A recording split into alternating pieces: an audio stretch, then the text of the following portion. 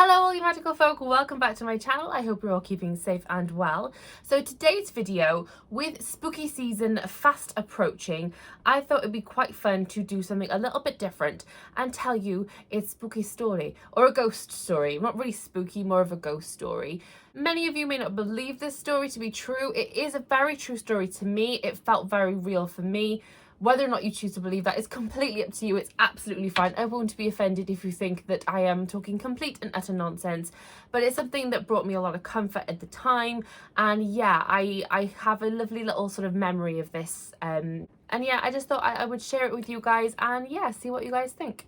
So if you are interested to see what story I have to tell you today, then do carry on watching. Also, don't forget, if you are new and you haven't done already, then please hit the subscribe button to become part of my little magical community. Don't forget to turn those notification bells on to be notified every time I upload a video, and you can always check me out on my social media.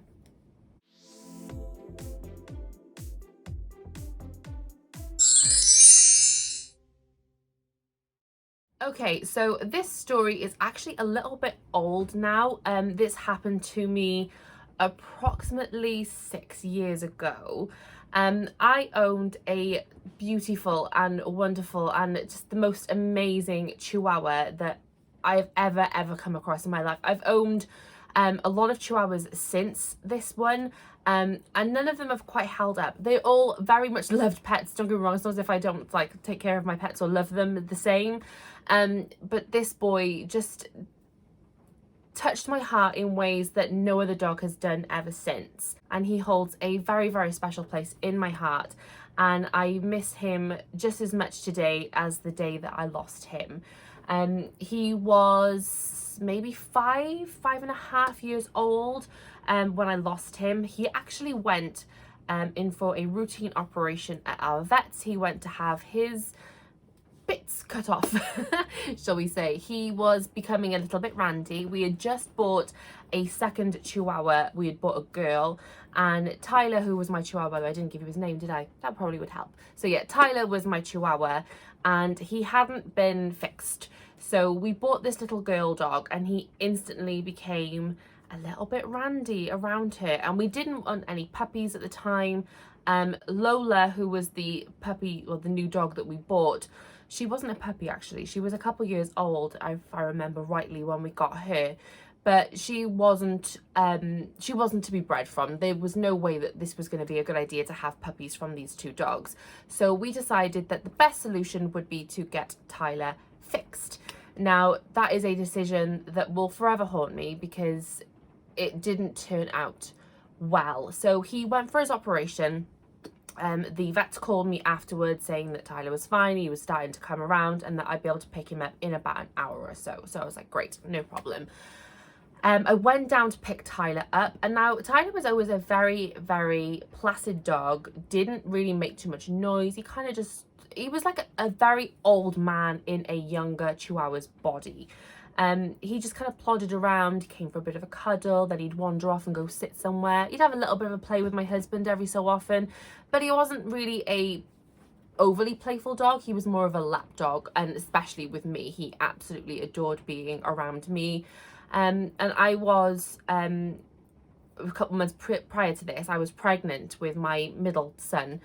And Tyler used to sit around my bump and keep my bump cozy and warm for me. Now at this point, my little boy was about 3, maybe 5 months old. I can't quite remember how old he was, but yeah, around 3 to 5 months old, my little boy. So yeah, I went to go pick Tyler up from the vets. When I got there, I noticed that he was just a little bit more dopey than usual. Like I said, he was a very kind of easygoing, kind of dopey dog anyway. But yeah, he just seemed a little bit more dopey than usual. But I had put that down, and as did the vet, to the anaesthetic and the fact that he was not long coming out of it. So I was like, right, okay, no problem. She told me to keep an eye on him, and he was to go back in 48 hours for a checkup just to make sure that he was okay. Brilliant. So I brought him home. Throughout the day of having him home, he just looked lost. It literally looked like the lights were on, but Tyler wasn't at home. He didn't look right.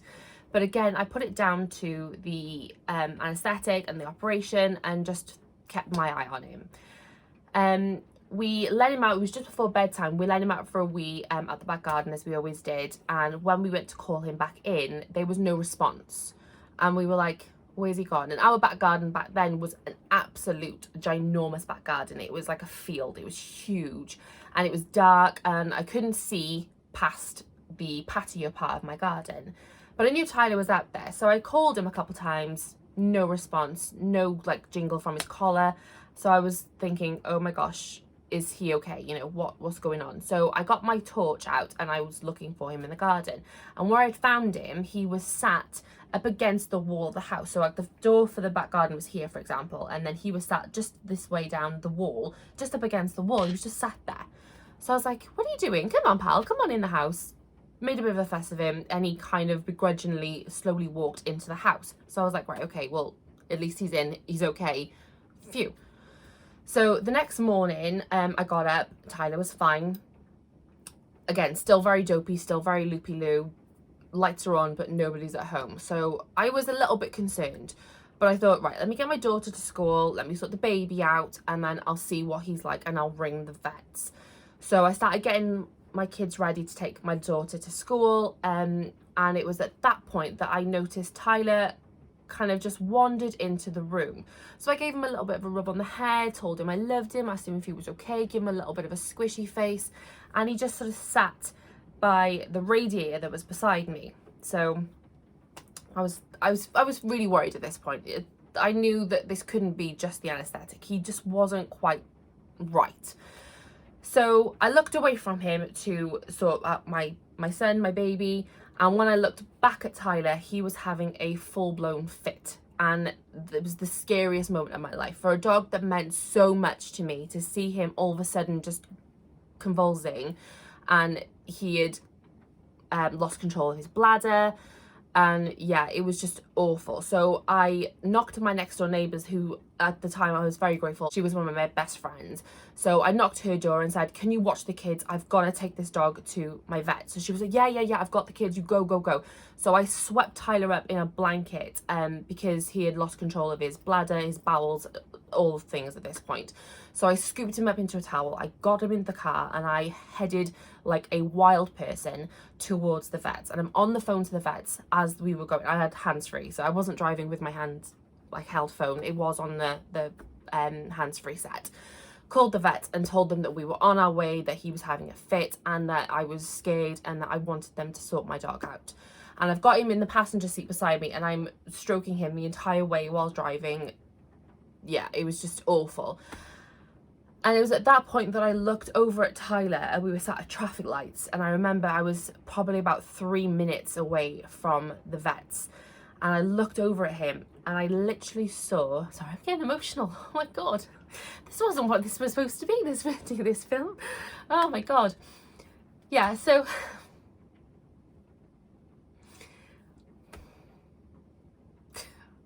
silly.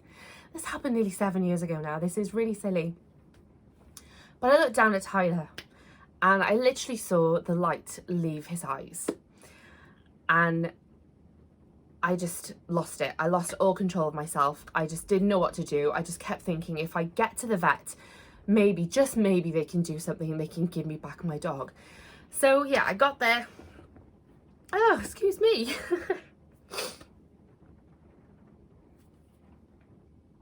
Oh, excuse me, guys.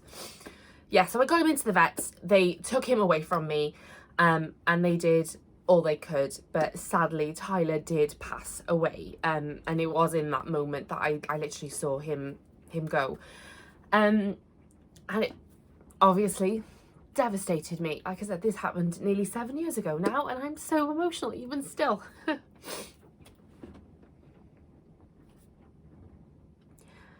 Wow, this really wasn't what this video was supposed to be. This was supposed to be like a funny, quirky ghost story that was meant to just be a comforting story, or a cool story. But yeah, this has turned into a completely weird film now. Sorry about this, guys. Anyway, so yeah, Tyler passed away very, very sadly, and it was absolutely devastating.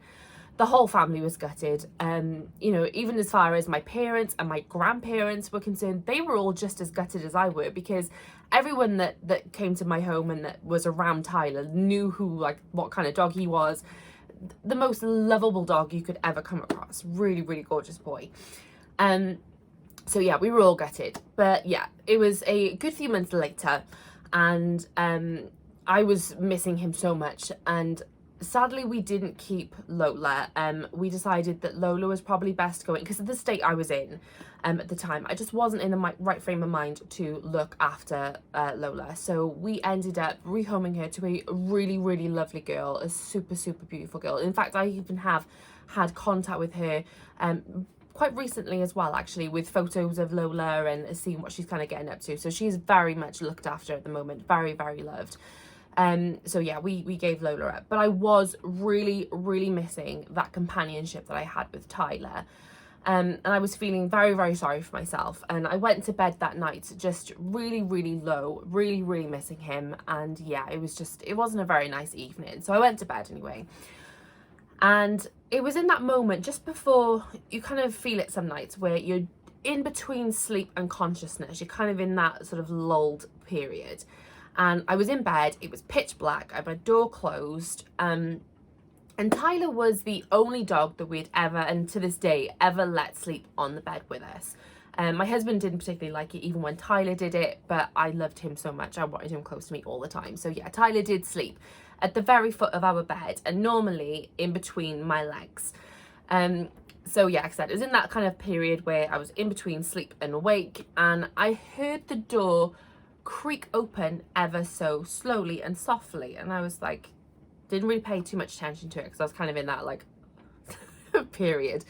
So yeah, the door slowly opened and creaked as it did, and then very softly closed behind itself. And then I heard the jingle from Tyler's collar, and I felt something, and unheard really, something jump up onto the bed and then settle by my feet, right? So at this point I was like, what's this?